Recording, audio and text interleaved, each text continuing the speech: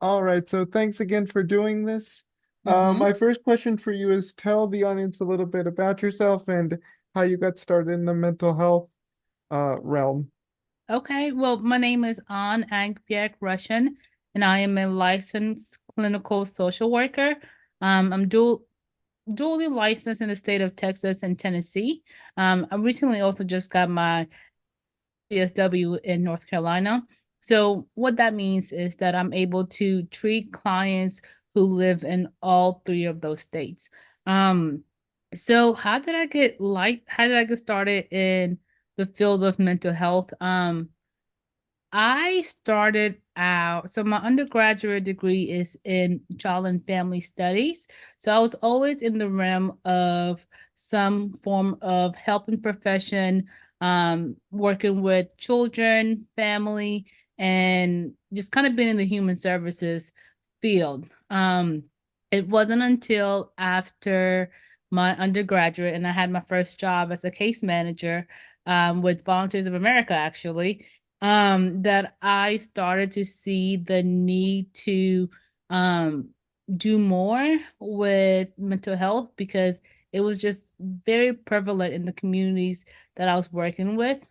So I kind of got interested in that and wanted to get more knowledge about that, and then I went to graduate school to get my master's in social work, so that I kind of have that skill and knowledge to be able to work in mental health.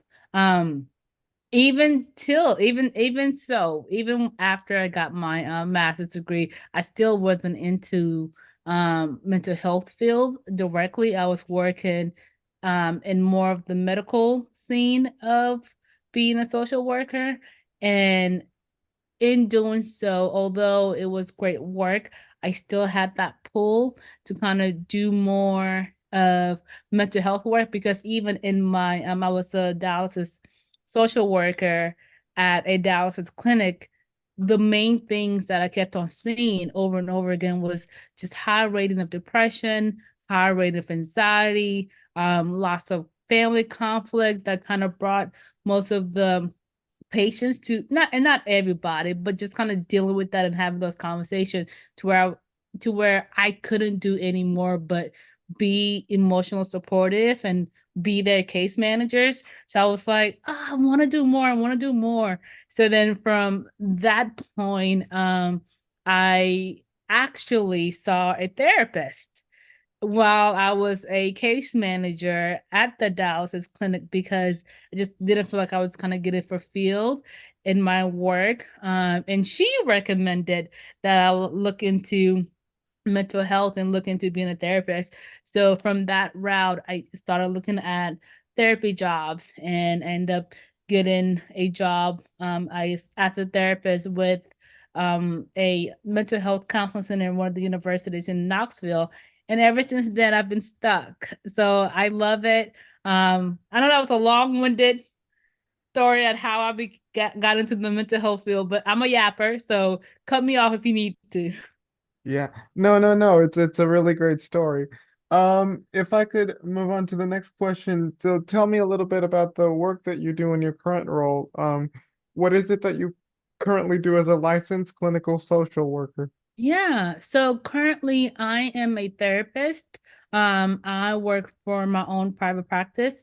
And so with that, my specialty as a therapist in my private practice is complex trauma.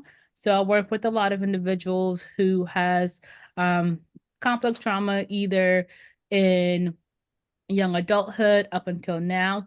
And sometimes those gets missed because they get diagnosed as depression or as anxiety. But in my practice, I like to go deeper and kind of seeing what the root cause is to some of the symptoms that they show. And mostly, I want to say 85% of the time, we're always going back to childhood and complex things that arise within their life. Hmm. Interesting. So tell me a little bit about the methods and approaches that you use when working with patients, because I know different therapists that I've talked to have different methods that Mhm. they work with. Like for Mhm. the most common one is CBT. Mm-hmm. and EMDR, but what Mm-hmm. specifically do you use for your particular practice? Um, so those are the popular ones. And starting off, I kind of want to say CBT is the main tool that is taught to therapists. So a lot of therapists have the background of CBT. Saying that that's where I started first too.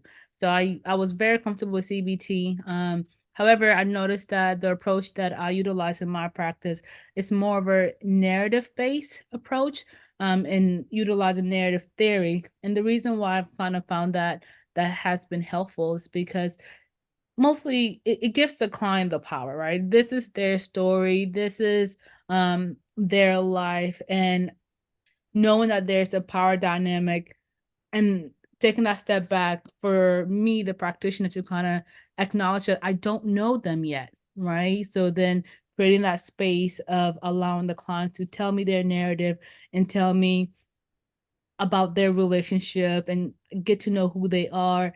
And from there, that's whenever I start implementing these different techniques such as CBT. And I do also utilize EMDR as well in my practice. Mm-hmm. So, like, tell me a little bit about the impact that this work has on the greater community. You know, what have patients said to you when they come and see you with whatever problem they may have? That's a good question. I just I care about their progress. I care about their improvement. So really focusing on the goals that the clients come in and say, "Hey, I want to work with this." So, and I'll break it down some more. If they would say, "I want to get comfortable talking to people. I want to get comfortable speaking up." So we work on some of those skills building techniques such as role playing in therapy so that they could gain the confidence and the know-how, because sometimes I've noticed too is, okay, yeah, I want to do this, but I don't know how to do this, or I don't know what to say. And even if I do know what to say, it kind of gets stuck and it feels uncomfortable. Right. So in therapy, which is a safe space, kind of allowing them to utilize that safe space to practice saying it out loud and to practice that discomfort. One of the main things that I've noticed that has been helpful for my clients is allowing them to feel that discomfort and then work through that discomfort so that they're able to build that internal confidence within themselves, which will continue to build that what we always say positive reference point. Once we practice it here, you have a positive reference point. And once they have that positive reference point, practicing skills that they are uncomfortable practicing out in their world in therapy, then they could kind of say, "Oh, I did this and it was successful when I did this. So the next time when I want to do this and I am stuck, I could go back to refer to that positive moment whenever I was able to express something and I felt uncomfortable, but I was able to handle that discomfort and get over that discomfort in therapy." I never thought about that role playing aspect of it. It's interesting because, you know, it could be it is a useful tool. Mhm. Yeah. Mhm. And my next question is, you know, what can people take away from this conversation? You know, this type of how can this type of work that you're currently doing help folks, you know, like gain the confidence and um sort of ability to sort of be themselves in a way. Yeah. I am a big component of we have one life to live, and I'm a big component of making it a good life to live. So with that, empowering individuals to make the best of it, and really kind of see what it is they want in their life. And I know for you with your community, and correct me if I'm wrong, your audience is the community who with individuals with disability. Yeah, and I also tend to expand on that further to include mental health professionals like yourself Mhm. and others because I think mental health is so fascinating.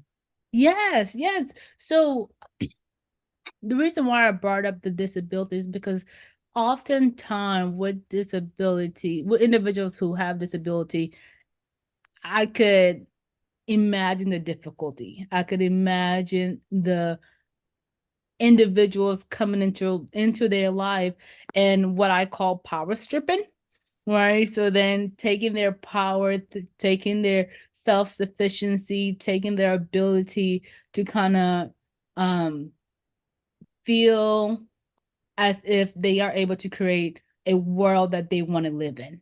So with that, it chip away at the self-esteem, and it chip away at the, well, I mean, this is kind of what I have left. This is what I have to work with. But I think that's unfortunate and disheartening because two, everybody's life is valuable.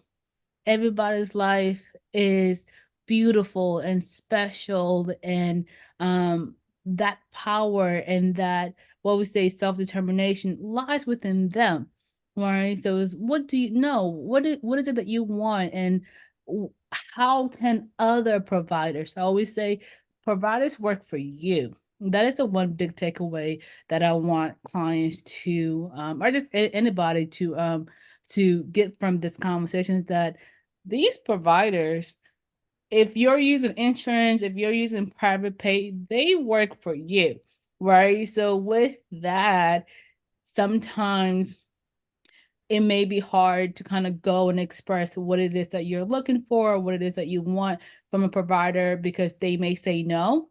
And if that's the case, then we know that that's not the provider for you. Or you could have the conversation and say, well, this is what I want, right? Kind of saying, this is my time is valuable, I'm seeking you out for a service, just kind of like when you go to a restaurant and you want to order something, and if the Exactly. Yeah. if the food doesn't come out how you want it, well, we have to kind of send it back Yeah. because Yeah.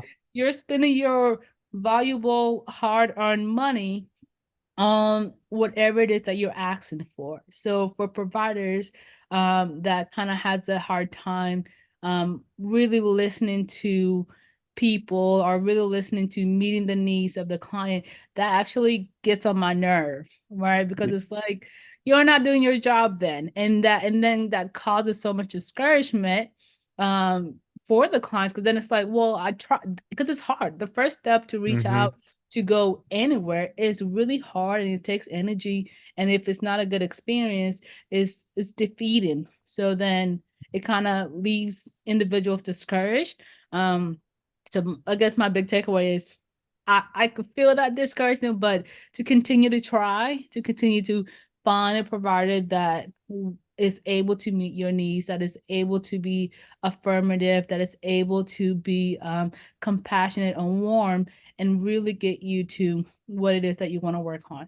Yeah, and on that point, what can providers, who are trying to enter the mental health field, what can they sort of learn to sort of be prepared for to go into the mental health field, but to like find ways to sort of connect with their patients, because oftentimes that's what a lot of these providers are missing. They don't often connect with their patients in a meaningful way, or there isn't that fit that people are looking for. Okay, so for providers, want to be honest if there is that disconnection, and then to look internally and kind of say, okay, what was it that is missing to form that misconnection? Is it because I don't have the skill to be able to serve this population or serve this client? And if that's the case, then I always say, and this is a social work perspective, then the provider is responsible for then finding another provider that's able to be able to meet the needs of that particular client, because that's their job. But if they're unable to really sit in and asking themselves, okay, what is going on? Where is some misconnection? And being honest with the client, kind of saying, hey, there's a disconnect. What's going on? Right? And allowing the client to vocalize what it is. It could be that the provider has a stern stare and is, kind of staring, burning through the holes of the person that they're looking at. And that is something that they could adjust. Right. So it's kind of having that conversation and being open and being honest with, hey, there's something missing. What is it? Are we able to fix it? I find that back to that, my favorite number is 85% apparently today. Back to 85%. 85% of the time, it could be worked out. And then for the other 15-20% that is not able to be worked out, then we're able to kind of provide a service for someone that's a better fit. It's not that the provider is unable or doesn't have the, yeah, if they don't have the skill, then that is the provider's job to find a better fit for that client. Mm-hmm. All right. Yeah. Yep. Okay. Mm-hmm.